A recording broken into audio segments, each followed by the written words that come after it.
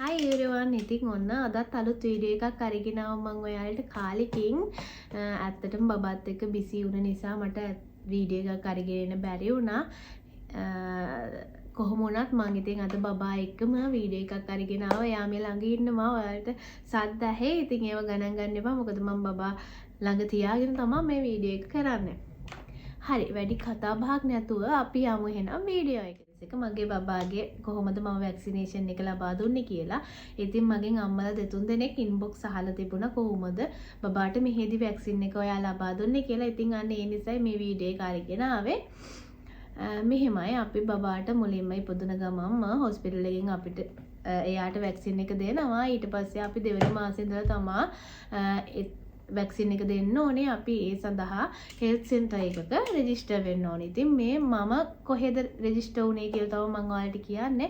ඇත්තටම මම බබාට සති 4යි මම අල්මම්සාර් හෙල්ත් සෙන්ටර් එකට ගිහිල්ලා බුකින් එක දාන්න ගියේ. හැබැයි ඒ වෙනකොටත් බුකින් ෆුල් වෙලා තිබුණේ. ඒ නිසා මට එතන අපොයින්ට්මන්ට් එකක් ගන්න බැරි වුණා. ඊට පස්සේ යාළුවා මට අල් කිසස් හෙල්ත් සෙන්ටර් එකේ අපොයින්ට්මන්ට් එකක් ලබා දුන්නා. යාට මාස 2 වුණාම එතෙන්ට ගිහිල්ලා වැක්සින් එක ලබා ගන්න කියලා.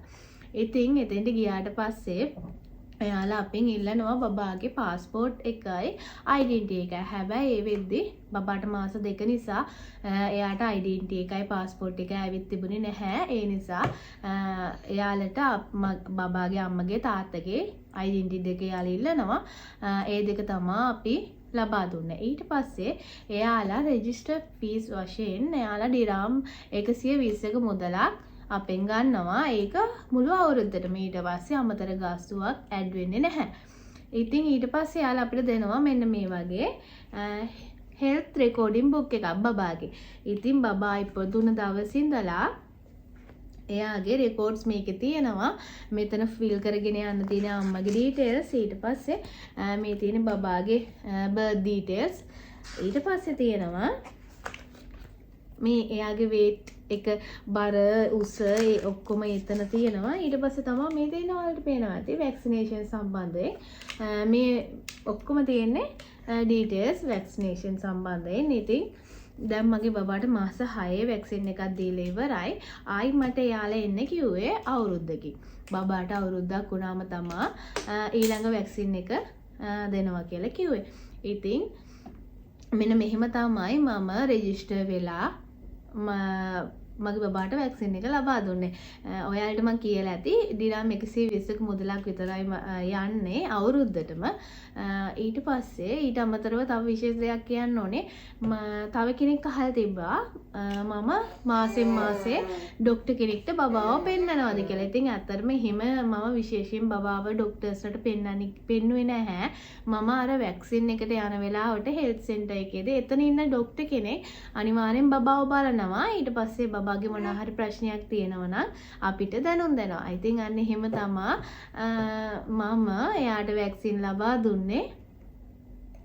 බබාට මම මෙන්න මෙහෙම මේ විදිහට තමා බබාට වැක්සින් එක දෙන්න රෙජිස්ටර් වෙලා මේ විදිහට තමයි වැක්සින් එක දුන්නේ. ඉතින් බබාට ඒ සඳහා ඕන කරන ඩොකියුමන්ට්ස් මොනවාද කොච්චර මුදලක් ගියාද කියලා මම මේ වීඩියෝ එකේදී ඔයාලට කිව්වා.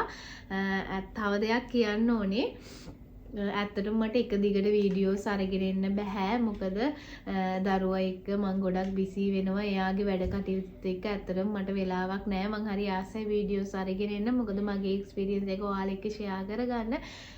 අනිත් එක දැන් බබා එයාට අමතර ආහාර පටන්ගෙන ඉතින් මට ආසයි ඔයාලා එක්ක ෂෙයා කරගන්න. හැබැයි මට වෙලාවක් නැති නිසා මට වීඩියෝ අරගෙන එන්න ඇත්තටම ටයිම් එකක් මැනේජ් කරගන්න බෑ. මොකද එයා එක්ක ඉන්නකොට වෙලාව ගිහිල්ලා ඊට පස්සේ ආයි මම හිතන් ඉනවා හෙට කරනවා කියලා. හැබැයි ඒකත් මට ඒ විදිහටම එදාටත් මිස් වෙනවා. හැබැයි මම ඔයාලට පුළුවන් ඉක්මනට ඇත්තටම වැදගත් දෙයක් තිබුණොත් මම ඔයාලට ඉක්මනට අරගෙන එනවා. කවුරු හරි කෙනෙක් මට ඉන්බොක්ස් දාලා මොන හරි ඇහුවොත් මම එයාට ඒකට රිප්ලයි දාලා ඔයාලට වැදගත් දෙයක් කියලා හිතලා වීඩියෝ එකකුත් ආයෙත් අරගෙන එනවා.